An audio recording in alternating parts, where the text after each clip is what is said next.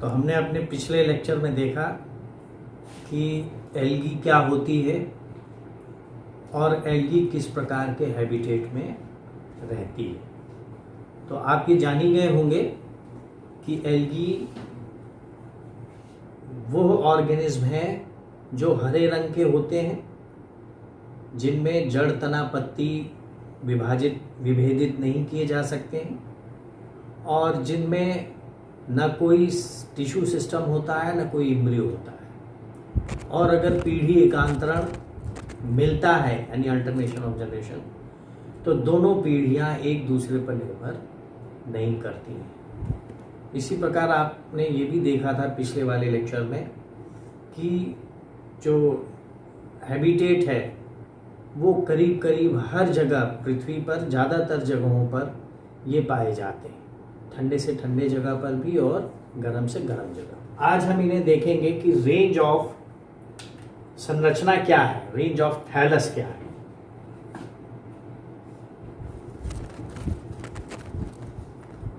Range of thallus,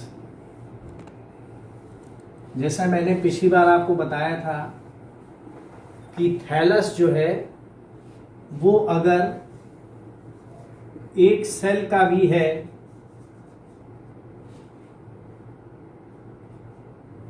तो भी वो थैलस ही कहलाएगा। अगर बॉडी उसकी एक सेल की है तो भी वो थैलस ही कहलाएगा। तो नंबर 1 क्या हो सकता है? Unicellular thallus. तो यूनिसेलुलर थैलस में आप जानते हैं, अगर हम इसे ब्रॉडली डिफाइन करें तो यूनिसेलुलर या तो नहीं चलने वाले होंगे और या चलने वाले होंगे। तो नहीं चलने वाले आप किसी भी आकार के हो सकते हैं, वो राउंडेड हो सकते हैं, वो इस तरीके से थोड़े से इलोंगेटेड हो सकते हैं, वो सिंपल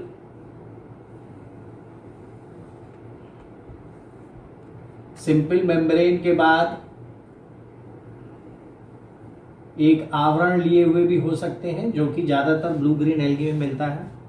इसी प्रकार अगर वो लंबे हैं तो उनके चारों तरफ एक म्यूसिलेज का एक थिक कोट भी हो सकता है।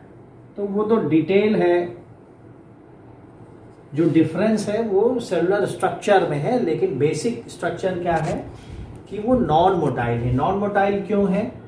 क्योंकि इनमें चलने के लिए जो कि एक स्ट्रक्चर होता है फ्लैजिला, वो इन सेल्स में नहीं होता है। फिर मोटाइल सेल्स आपने पढ़ा होगा कि इस प्रकार से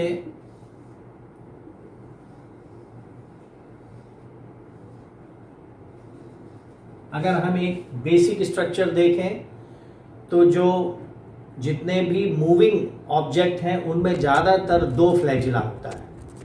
वो एक दूसरी बात है कि कभी कभी उनमें फ्लैजिला एक अनइक्वल हो जाता है, यानी कि एक फ्लैजिला दूसरे तरीके का होता है, एक फ्लैजिला दूसरी तरीके का होता है, लेकिन वो सामने से निकलते हैं तो दोनों फ्लैजिला एक ही जैसे होते हैं। तो इसका एक जो बहुत कॉमन उदाहरण है वो है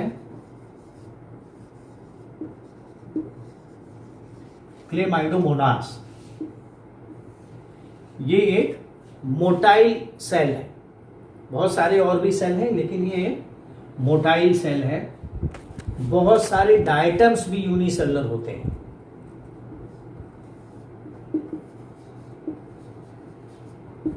बहुत सारे डायटम्स भी यूनिसेलुलर होते हैं और भी बहुत सारे ग्रुप्स हैं, लेकिन डायटम्स एक ऐसा ग्रुप है जिसमें कोई भी वेजिटेटिव स्ट्रक्चर यानी वेजिटेटिव सेल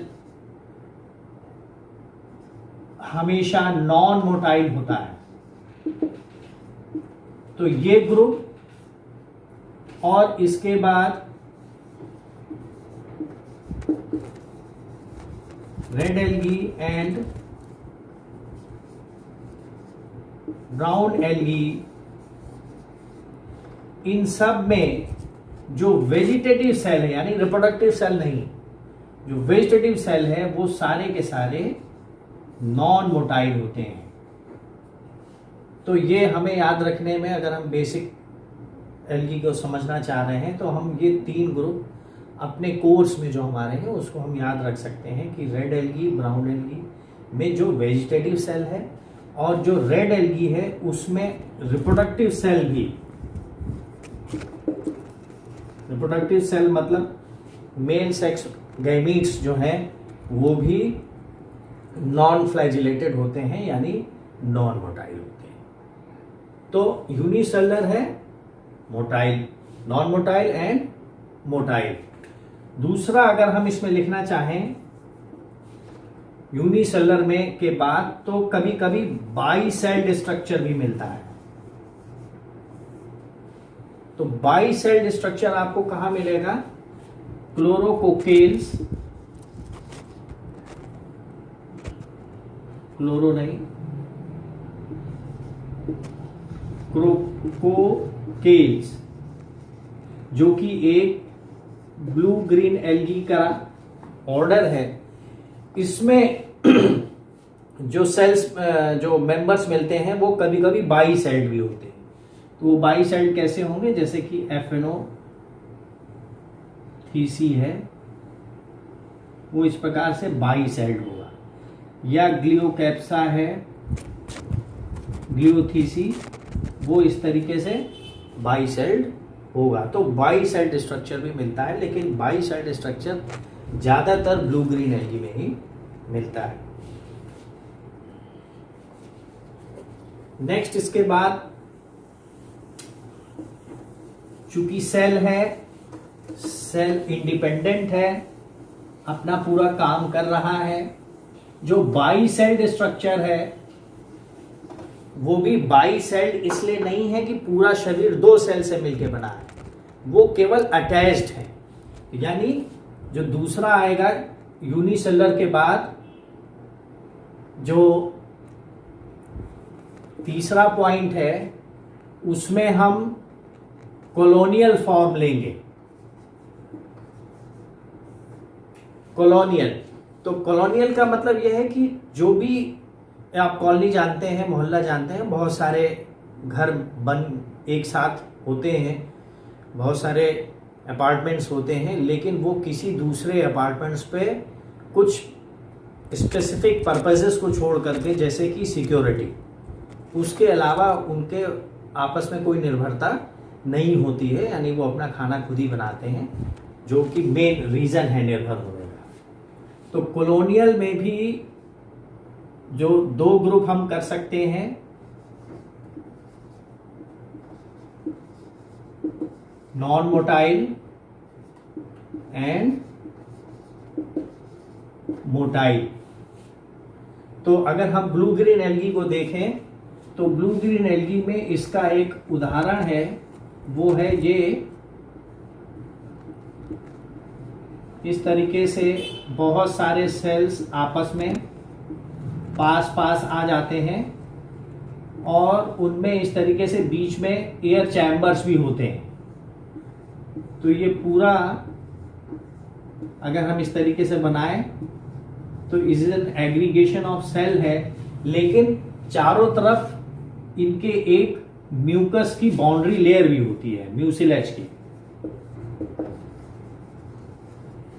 तो इस वजह से ये एक ही साथ ट्रैवल करते हैं या मोशन में रहते हैं, बिल्कुल मतलब मोशन मतलब वो वाला मोशन नहीं जो फ्लैजिलेटेड है, लेकिन due to the wave of water.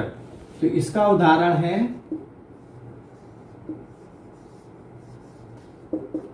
Microcystis. Microcystis को कैसे पहचानेंगे? बहुत सारे यूनिसेलुलर सेल आसपास हैं, लेकिन ये जो बीच में एयर चैम्बर्स हैं ये इसकी खास पहचान है। अगर आप माइक्रोस्कोप में देखें और आपको ये दिखाई दे कि बहुत सारे सेल एक जगह एग्रीगेटेड हैं और बीच में एयर चैम्बर्स यानी एयर लैक्यूना दिखाई दे कि हाँ इसमें एयर स्पेसेस हैं, तभी वो माइक्रोसिस्टिस होगा। तो ये नॉन मिटाइल है। इसी प्रकार से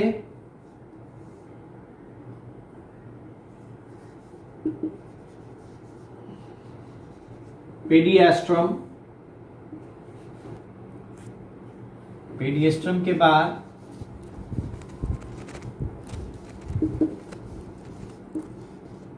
हाइड्रोडिप्टियन भी एक बहुत ही इंपॉर्टेंट ग्रीन एल्गा है जो कि कॉलोनी बनाता है मगर नॉन मोटाइल कॉलोनी बनाता है।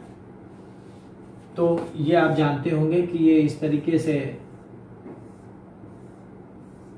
नेट लाइक एल्गा है जो ऐसे नेट बनाता है। जब आप उसको देखेंगे माइक्रोस्कोप में तो आपको नेट दिखाई देगा। वो भले हमने यहाँ पे 4 क्वाड्रेट टाइप नेट बनाया है, लेकिन पेंटेंगुलर एंड हेक्साएंगुलर नेट होता है जिसमें ज़्यादातर वो बेंजीन रिंग ऐसा नेट बनेगा।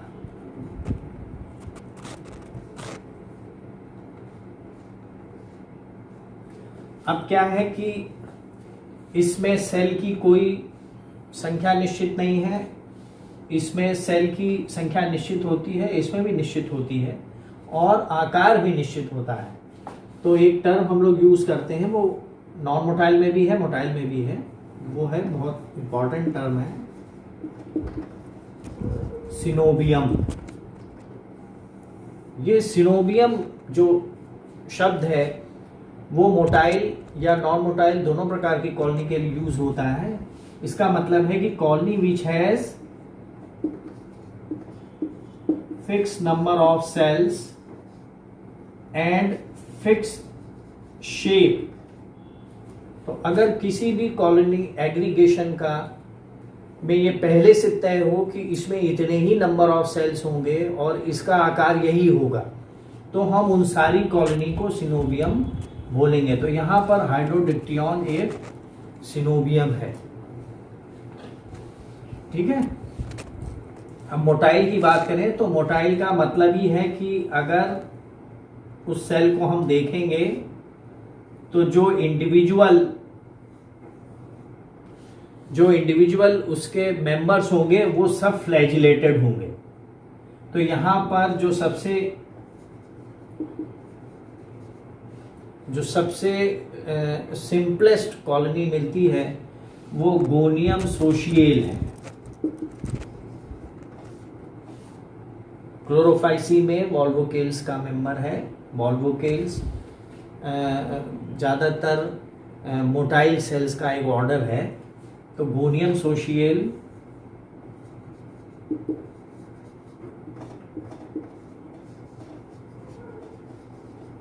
गोनियम पेक्टोरेल, एक में 4 सेल होते हैं, कोई 8 सेल होते हैं।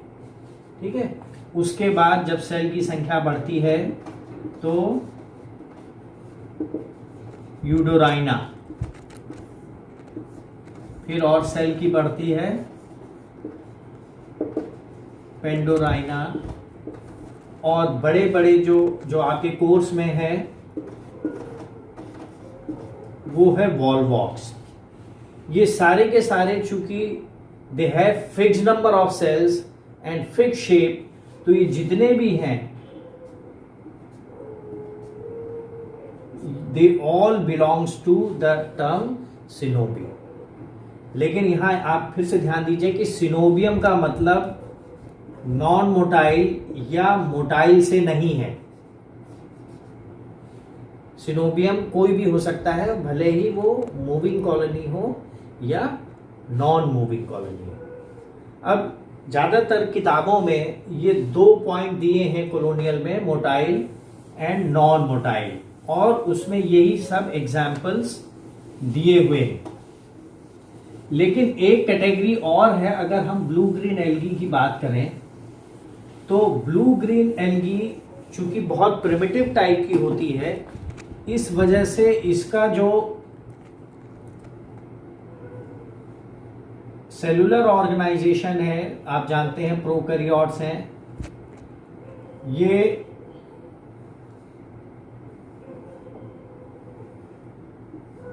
अगर चेन में मिलते हैं तो इनमें खास बात है, मान लीजिए चेन में इस तरीके से है और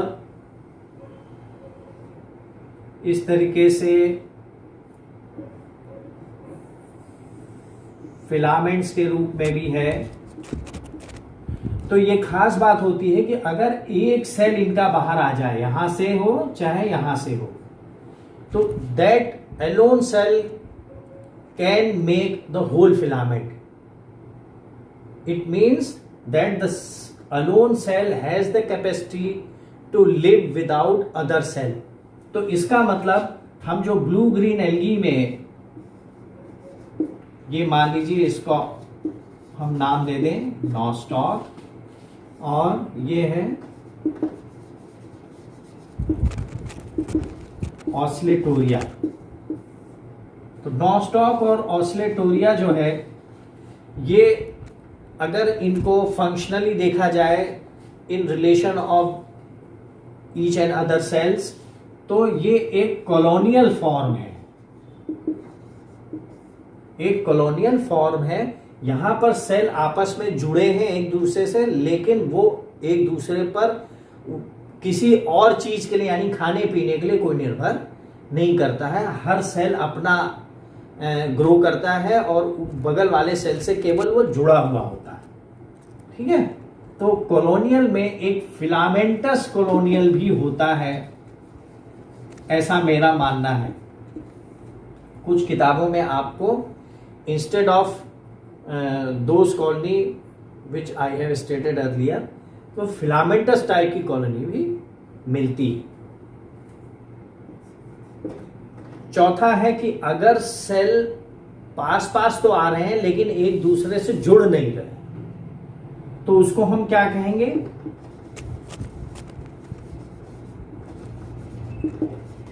एग्रीगेशन।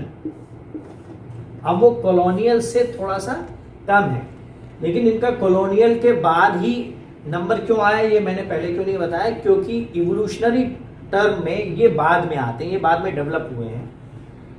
तो क्या होता है इसमें, जैसे पामेला एक स्पीशीज है जिसमें क्लेमाइडोमोनस टाइप सेल्स होते हैं,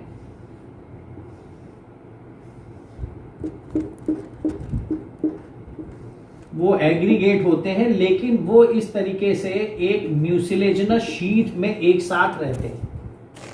तो यहां आप देख रहे हैं कि पास में तो है वो, मगर वो एक दूसरे से अटैच नहीं है,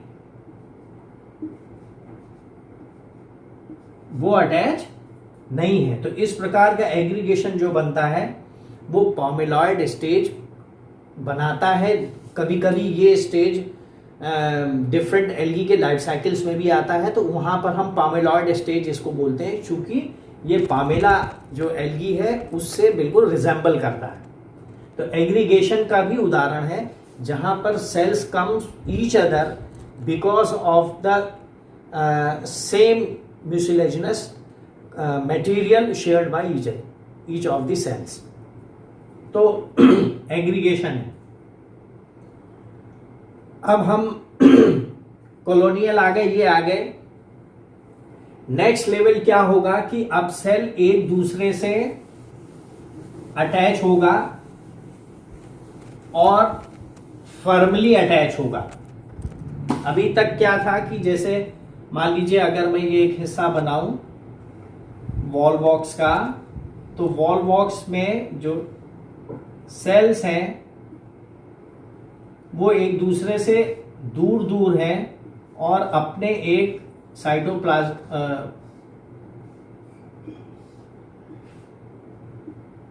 एक म्यूसिलेजिनस चैम्बर में घिरे हुए हैं। यहां पर यह कॉलोनी का एक हिस्सा है और सेल्स अपने म्यूसिलेजिनस चैम्बर में हैं, भले ही उनके बीच में ये एक प्रोटोप्लाज्मिक कनेक्शन हो। तो जब सेल इस तरीके से जुड़े कॉलोनी बन गई, लेकिन अब उसके बाद मल्टी सेलुलर कंडीशन आ गई। कॉलोनियल फॉर्म और मल्टी सेलुलर कंडीशन में का मतलब ये है कि कॉलोनियल फॉर्म में ईच सेल बिहेव इंडिपेंडेंटली, लेकिन मल्टी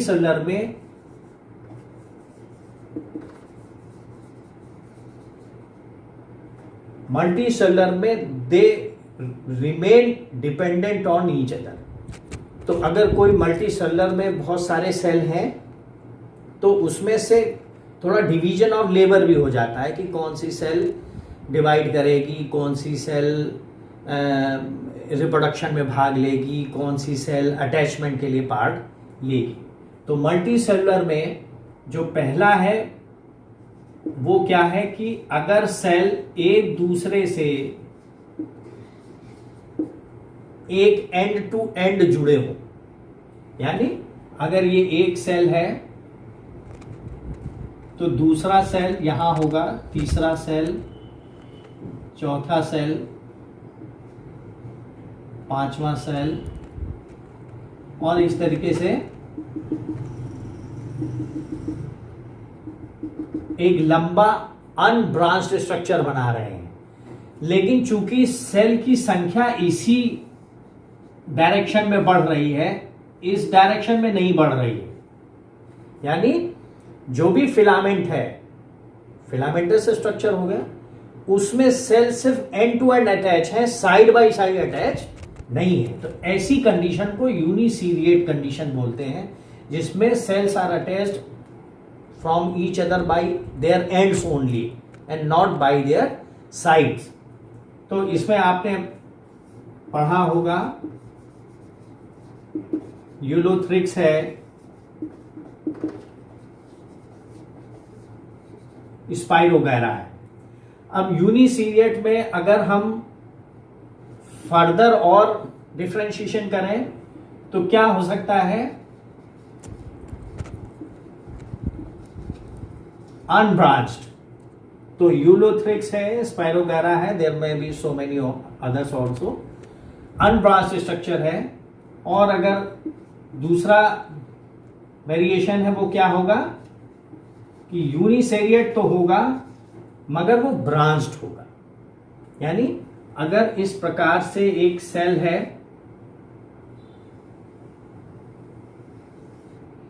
तो उसमें साइड में ब्रांच होगी, तो हम इस प्रकार के सेल को क्या बोलेंगे,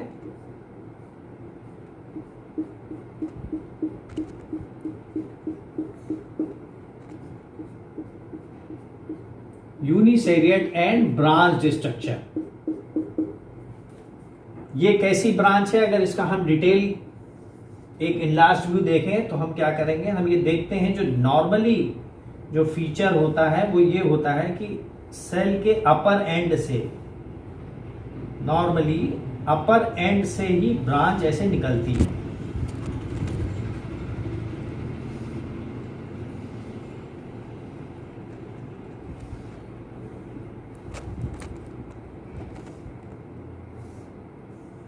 तो इस प्रकार का जो स्ट्रक्चर है वो ट्रू ब्रांचिंग कहलाता है। लेकिन कभी कभी ब्लू ग्रीन एल्गी ही ज्यादातर अपवाद होती है। ब्लू ग्रीन एल्गी में चूंकि ये जो अगर ये फिलामेंट है तो फिलामेंट चारों तरफ एक म्यूसिलेज की लेयर से भी ढका रहता है।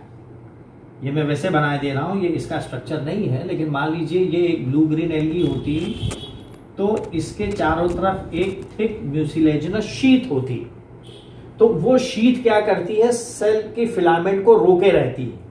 तो वहां कभी कभी क्या होता है कि ये अगर शीथ है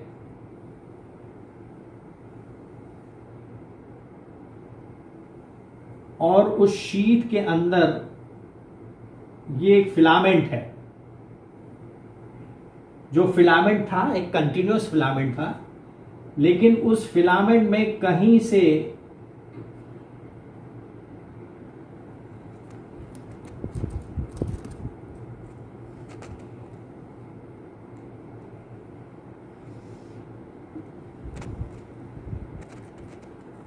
इस प्रकार आप देख रहे हैं कि देखिए ये फिलामेंट तो है, लेकिन यहां से ब्रांचिंग भी हमें दिखाई दे रही है।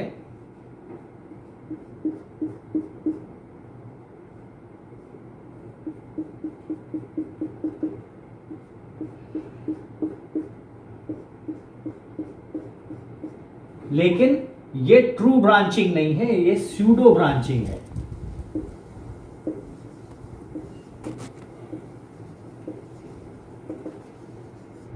स्यूडो ब्रांचिंग तो होता क्या है कि अगर कोई एक फिलामेंट होता है, उसमें बहुत सारे सेल हैं, कोई एक सेल डेड हो जाती है, जब ये बीच की सेल डेड हो गई तो इधर का फिलामेंट अलग हो गया, इधर का फिलामेंट अलग हो गया। अब ये जो सेल है वो ग्रो करके एक अलग फिलामेंट का टिप बना देगा और ये ग्रो करके एक अलग फिलामेंट का टिप बना देगा। तो इस प्रकार ये दूर से देखने पर, हम अगर इसे दूर से देखें तो हमें दिखेगा कि बहुत जगह से ब्रांचिंग दिखाई दे रही है, ठीक है। तो अगर हम बहुत ज्यादा हाई माइक्रोस्कोप में नहीं देखें तो दूर से दिखाएगी ब्रांचिंग, तो हम इसे ब्रांच स्ट्रक्चर कह सकते हैं। लेकिन जब हम डिटेल उसकी देखेंगे तो वी विल फाइंड दैट कि यहां जो ब्रांच ओरिजिनेट कर रही है वो किसी सेल से ना निकल करके बल्कि डाइवर्जिंग फिलामेंट्स है।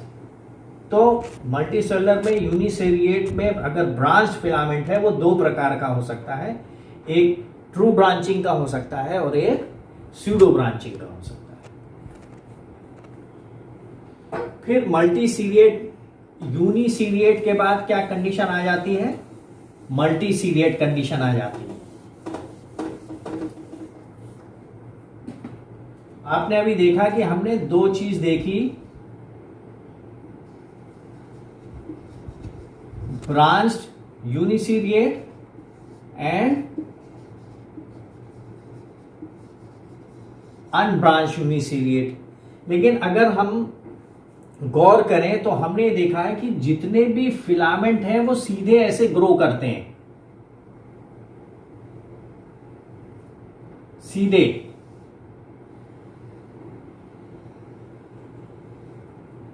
तो ये पोर्शन क्या है जो सीधे है और सीधे सीधे जा रहा है, वो पोर्शन क्या कहलाता है? इरेक्ट। लेकिन तब कहलाता है जब ये फ्री फ्लोटिंग ना हो बल्कि यहां पर बेसल सेल द्वारा, जिसे हम होल्ड फास्ट कहेंगे, उसके द्वारा अटैच्ड हो। चूंकि अटैच्ड और फ्री फ्लोटिंग होना ये रेंज ऑफ थैलस स्ट्रक्चर नहीं आता है, केवल उनके मॉर्फोलॉजी का पार्ट है, इसलिए इसमें उसको मैं नहीं इलेबोरेट कर रहा हूं। लेकिन यहां मैं बता रहा हूं कि एक इरेक्ट पोर्शन होता है जो अगर अटैच्ड है तो हम बड़े आसानी से कह सकते हैं कि फिलामेंट अगर सीधा ऊपर जा रहा है तो वो इरेक्ट पोर्शन है। कभी कभी क्या होता है कि फिलामेंट अगर अटैच्ड है तो वो वर्टिकली ग्रो ना करके हॉरिजेंटली ग्रो करता है। तो बहुत सारी एल्गी ऐसी हैं जो हॉरिजेंटली ग्रो करती हैं, तो हम उस पोर्शन को क्या बोलते हैं? Prostate portion. तो फिलामेंट दो प्रकार के हो गए, इरेक्ट पोर्शन वाले फिलामेंट हो गए और प्रोस्ट्रेट पोर्शन वाले हो गए। तो यहां जो हम बताना चाह रहे हैं कि अगर ब्रांच्ड फिलामेंट है तो उसमें ऊपर की ही तरफ अगर ब्रांचिंग निकल रही है तो वो कैसा कहलाएगा? इरेक्ट। लेकिन अगर उसमें इरेक्ट पोर्शन भी है और प्रोस्ट्रेट पोर्शन भी है तो यहां देखिए फिलामेंट को हम क्या बोलते हैं? ट्राइकोम भी बोलते हैं। फिलामेंट को हम ट्राइकोम भी बोलते हैं। तो ट्राइकोम दो प्रकार का हो गया, एक हो गया इरेक्ट, एक हो गया प्रोस्ट्रेट। तो ट्राइकोम चूंकि दो प्रकार का हो गया, दोनों डिसिमिलर है, यानी एक हॉरिजॉन्टली ग्रो कर रहा है, एक इरेक्ट ग्रो कर रहा है, तो वो ट्राइकोम कैसा हो गया? हेट्रोट्राइक टाइप का हो गया, यानी होमोजीनियस नहीं है, हेट्रोजीनियस है। तो हेट्रोट्राइकस हैबिट हो गई। तो एक तीसरे प्रकार यानी ब्रांच्ड, अनब्रांच्ड, और ब्रांच में ट्रू ब्रांचिंग, स्यूडो ब्रांचिंग, उसके बाद ब्रांचिंग अगर इरेक्ट पोर्शन में है और प्रोस्ट्रेट पोर्शन भी उसका वेल डेवलप्ड है तो वो हेट्रोट्राइकस हैबिट कहलाएगा। जो कि ज्यादातर जो मेंबर्स हैं क्लोरोफाइसी में,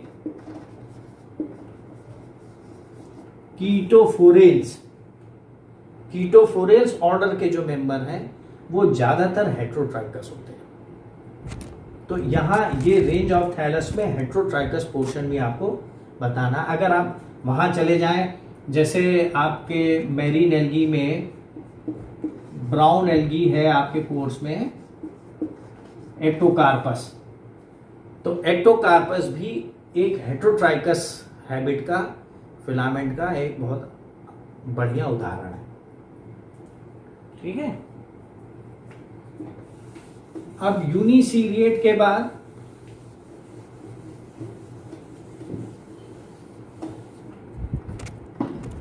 मल्टीसीरिएट कंडीशन आती है।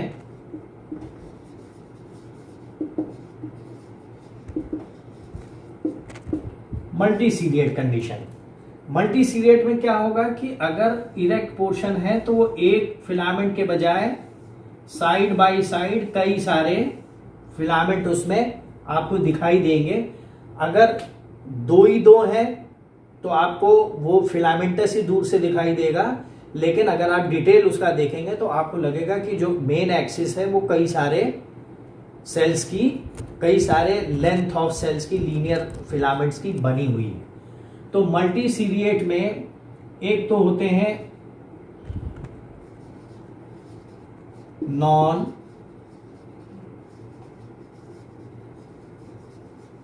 पेरेंकाइमेटस, एक होते हैं स्यूडो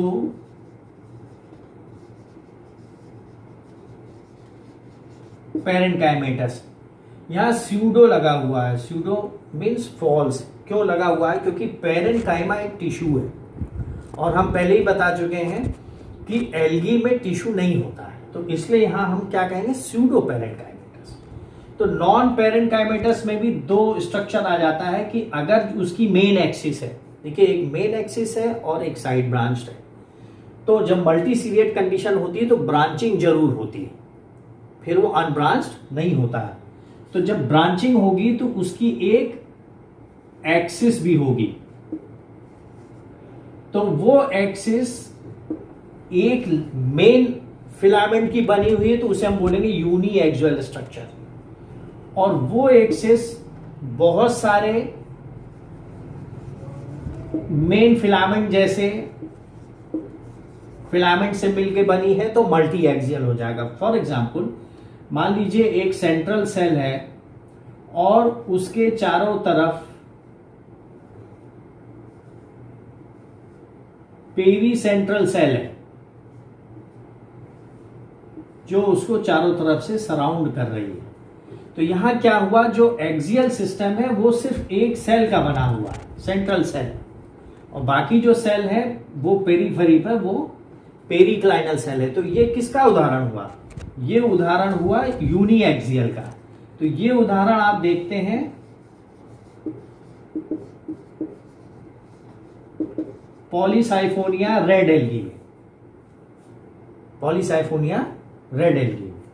तो वहां वैसे जब आप स्ट्रक्चर देखेंगे तो आपको ये दिखाई देगा कि इस प्रकार से माइक्रोस्कोप में जब हम उसको देख रहे हैं तो इस प्रकार से हमको टायर्ड, यानी एक लेयर के ऊपर एक लेयर इस प्रकार लगी हुई दिखाई दे रही है, जिसमें कि तीन तीन सेल्स हमको सामने से दिखाई दे रहे हैं, क्योंकि चारों तरफ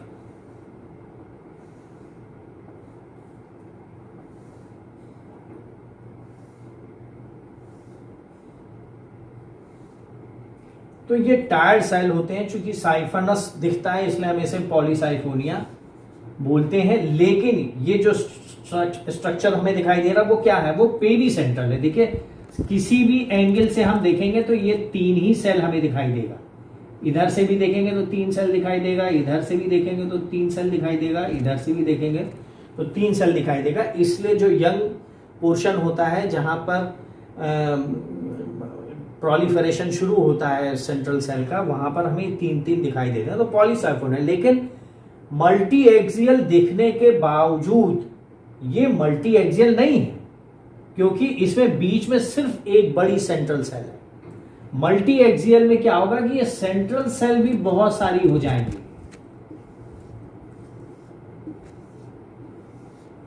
सेंट्रल सेल भी बहुत सारी हो जाएंगी और ये सेंट्रल सेल भी बाद में अपनी अपने तरफ पेरी सेंट्रल सेल काटेंगी।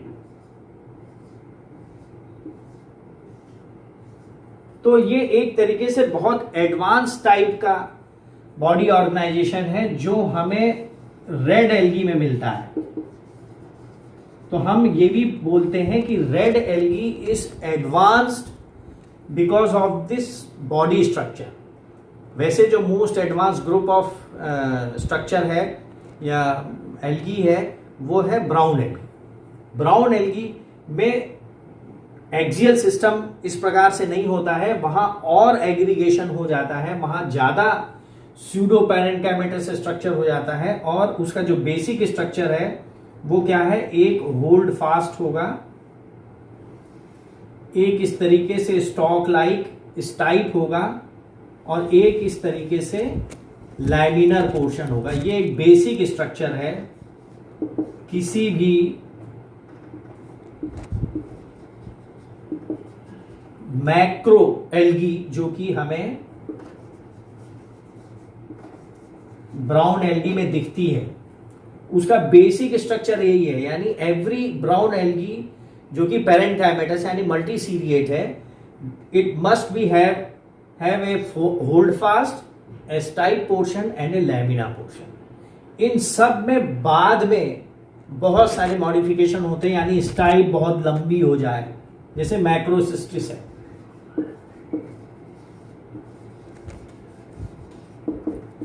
माइक्रोसिस्टिस बहुत बड़ी एल्गी है, कई मीटर लंबी होती है, तो उसमें स्टाइप बहुत लंबा हो जाता है। तो स्टाइप जब बहुत लंबा हो जाएगा तो एक से ज्यादा लैमिना हो गई, तो वो पैरेन्काइमेटस टाइप के स्ट्रक्चर में आता है जिसमें कि मल्टीसीरिएट है। अब यहां क्या हुआ कि अगर हम इसका टीएस काटें तो हमें क्या दिखेगा, बीच में मेडुलर पोर्शन दिखाई देंगे और बाहर में कॉर्टिकल सेल्स दिखाई देंगे।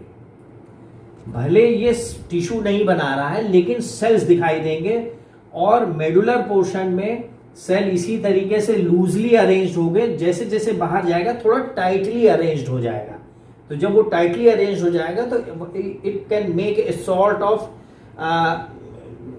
आउटर बाउंड्री लेयर, जिससे कि कोई चीज इंटरनल प्रवेश ना कर सके, लेकिन उनमें कोई भी डिवीजन ऑफ लेबर नहीं होगा, इसलिए हम उन्हें टिश्यू नहीं बोल सकते।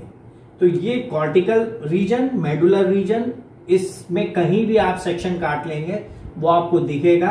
अगर ये स्टाइप है तो गोल दिखेगा, अगर वो लैमिनर पोर्शन है तो इस तरीके से फ्लैट पोर्शन दिखाई देगा, लेकिन इसमें भी बीच में लैमिना ही होगा, वो मेडुलर ही होगा और बाकी चारों तरफ कॉर्टिकल रीजन्स होंगे। तो ये बहुत ज़्यादा एडवांस टाइप का स्ट्रक्चर है जिसमें एडवांसमेंट इस बात पर हुआ है कि सेल्स और बहुत ज़्यादा नज़दीक आ गई हैं, लेकिन फिर भी वो टिश्यू नहीं बना रहे। और यहाँ पर रेड एल्गी में क्या है कि जो स्ट्रक्चर है वो जो वैस्कुलर सिस्टम टाइप का स्ट्रक्चर है उसे बनाती, यानी एक एक्सियल सिस्टम डेवलप होता है जो कि यूनी एक्सियल हो सकता है अगर उसमें एक ही सेंट्रल सेल हो, और मल्टी एक्सियल हो सकता है अगर उसमें बहुत सारे सेंट्रल सेल आपस में एक्सिस बना रहे हो। तो ये मल्टी सेलुलर स्ट्रक्चर फिलामेंट्स में मल्टीसीरिएट होने पर पैरेन्काइमेटस या सूडो पैरेन्काइमेटस स्ट्रक्चर्स बन जाते हैं। तो ये this is all about the range of thallus. Range of thallus में अगर आप डिफरेंट बुक्स में जाएंगे तो आपको और भी मिल सकता है, जैसे वो एग्रीगेशन में कहेगा कि साहब पामेलॉइड कॉलोनी है, डेंड्रॉइड कॉलोनी है, टाइटली अरेंज्ड है, लूजली अरेंज्ड हैं, या बहुत सारे फिलामेंट्स खुद मिलकर एक कॉलोनी बना रहे हैं। तो देयर में भी सेवरल काइंड्स ऑफ वेरिएशंस। तो वो डिपेंड करता है, वो अभी यहाँ बताना जरूरी नहीं, क्योंकि अगर आपको एक सवाल लिखना हो 35 मिनट्स में बीएससी के पेपर में या एमएससी में, तो आप इससे ज़्यादा नहीं लिख पाएंगे। और बाकी जब आप आगे आने वाले जीनस पढ़ेंगे, जो जेनरा हम आपको जिसकी लाइफ साइकिल पढ़ाएंगे, उसमें अगर आपको स्ट्रक्चरल वेरिएशन दिखाई देता है तो उसे अपने दिमाग में रख लेना चाहिए कि हमें अगर कभी मौका मिलता है, हमको 15 मिनट में लिखना है, कि हमको 20 मिनट में लिखना है, कि हमको 35 मिनट्स में लिखना है, कि हमको पूरा ऐसे ही लिखना है 3 घंटे में, तो हम उस प्रकार से उसमें अपने जो मैटर है उसको बढ़ा या घटा सकते हैं। तो कायदे से तो यही स्ट्रक्चर है कि यूनिसेलर हुआ, यूनिसेलर के बाद कॉलोनियल हुआ, कॉलोनियल के बाद एक वेरिएशन है, थोड़ा सा एग्रीगेशन हो गया, और एग्रीगेशन के बाद जब फिलामेंटस आता है तो फिलामेंटस या तो यूनिसिलिएट होगा या मल्टीसिलिएट होगा, फिलामेंट्स या तो ब्रांच्ड होगा या अनब्रांच्ड होगा। अब इसमें थोड़ी डिटेलिंग और हो सकती है कि वो ब्रांच्ड है तो पेरेंकाइमेटस यानी सूडो पेरेंकाइमेटस है, कि सिंपल इरेक्ट पोर्शन है, कि उसमें बेसल पोर्शन भी है। जैसे कीटोफोरेल्स में अगर आप जाएंगे तो वहाँ पर बहुत वेरिएशन है, कुछ आपको जैसे स्टाइचियोकोलोनियम मिलेगा तो वो सारा का सारा फिलामेंटस है, लेकिन जब आप उसमें कीटोफोरा में जाएंगे और दूसरे और उसमें जाएंगे जेनराज में, तो आपको वो मिलेगा कि पेरेंकाइमा स्ट्रक्चर उसमें बढ़ता जा रहा है।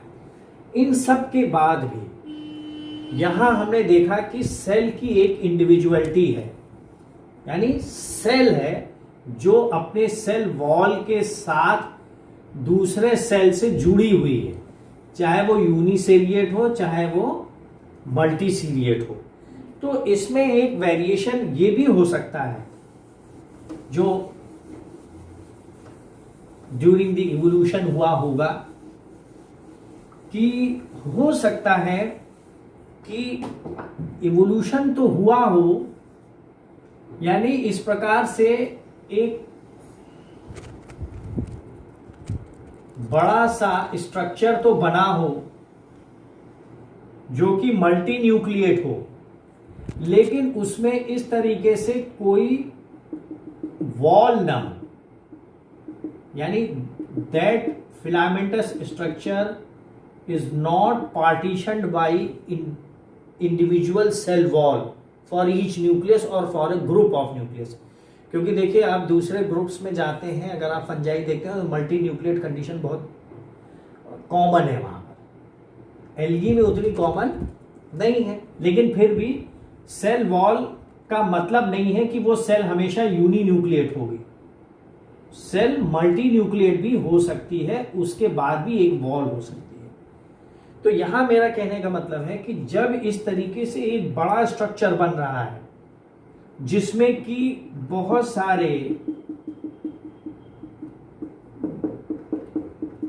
सारे न्यूक्लियाई हैं और बीच में कोई सेल वॉल नहीं है, तो वो स्ट्रक्चर जो है थैलस का साइफोनियस स्ट्रक्चर कहलाएगा या साइफोनेसियस स्ट्रक्चर कहलाता है। तो इसका एक अपना ग्रुप ही अलग है, बहुत सारी जगह में होता है, लेकिन हम जो आपके कोर्स में है वो क्या है, येलो ग्रीन एल्गी है जिसे हम ज़ैंथोफाइसी बोलते हैं। और अगर आप ग्रीन एल्गी में जाएंगे तो एक ऑर्डर है कॉलर पेल्स, या जिसका नाम बदल के रख दिया गया है साइफोनेल्स। तो ये ग्रीन एल्गी में है, ये ब्लू ग्रीन एल्गी में है, दोनों में ये साइफोनेशियस हैबिट हमें मिलती है। तो स्ट्रक्चर क्या होगा, स्ट्रक्चर बहुत ही ज्यादा बड़ा हो सकता है, ब्रांच्ड हो सकता है, नॉर्मली ब्रांच्ड ही होता है। वो बात अलग है कि वो ब्रांचिंग रेगुलर बेसिस पर है कि इरेगुलर बेसिस पर है, कि बहुत ज्यादा है कि स्पेरिंगली ब्रांच्ड है, वो बात अलग है, लेकिन वो ब्रांच्ड स्ट्रक्चर होगा और इस तरीके से उसमें कोई सेप्टा नहीं होगा, कोई सेल वॉल नहीं होगी, लेकिन वो सेप्टा कहाँ होंगे, हमेशा रिप्रोडक्टिव ऑर्गन्स को इस मेन थैलस से अलग करने के लिए ही सेप्टा बनेगा, या हो सकता है कहीं कोई चोट लग जाए, जैसे यहाँ पर किसी जानवर की वजह से यहाँ छेद हो जाए, तो वो एक इसको वाउंड हीलिंग करते हैं और एक सेप्टा भी बना देते हैं, यानी ये पोर्शन अलग हो जाए। तो साइफोनेशियस मीन्स क्या है? It is a multi cellular structure, multi nucleate structure, यानी यूनिसेलुलर नहीं कहेंगे, भले ये सारा इतना बड़ा है, कोई सेल वॉल नहीं है, तो हम कह सकते हैं कि ये एक सेल है जिसमें बहुत सारे न्यूक्लियाई हैं, ये भी कह सकते हैं, लेकिन ये ठीक नहीं है ऐसा कहना। तो ये क्या है बेसिकली कि बहुत सारे सेल हैं मगर उनमें डिवीजन के बाद साइटोकाइनेसिस नहीं होती है। तो जो मेजर इसका उदाहरण है वो है ज़ैंथोफाइसी है, और क्लोरोफाइसी में साइफोनेल्स है। ये इसके उदाहरण हैं जो अभी आपके कोर्स में अगर आप पढ़ेंगे तो वो क्या है? वाउचेरिया। आपने एक नाम और पढ़ा होगा इससे पहले न्यूक्लियस पढ़ते हुए, एसिटाबुलेरिया, या और नाम पढ़ा होगा कॉलरपा, और वाउचेरिया के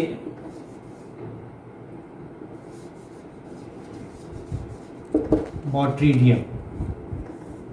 तो there may be so many algae which are not cannot be grouped as an advanced family. It is not an advanced feature. तो प्रिमिटिव स्ट्रक्चर होता है लेकिन वो मल्टी सेलुलर स्ट्रक्चर होता है और साइफोनेशियस होता है। इसको भी हम एक और स्ट्रक्चर नाम है जिसको हम इसको बताने के लिए इस्तेमाल करते हैं, वो है सीनोसिटिक। तो coenocytic condition means multicellular structure, multinuclear structure, but all the structures are not separated by means of cell. So this is all about the range of thallus. अब range of thallus हमने आपको बताया है, ये चूंकि थोड़ा ज़्यादा लंबा था इसलिए मैंने इसमें आपको, अब मैं और दूसरा नहीं बताने जा रहा हूँ।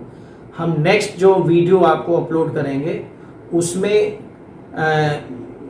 रिजर्व फूड मटेरियल, पिगमेंट और न्यूट्रिशन वगैरह के बारे में आपको बताएंगे। Thank you.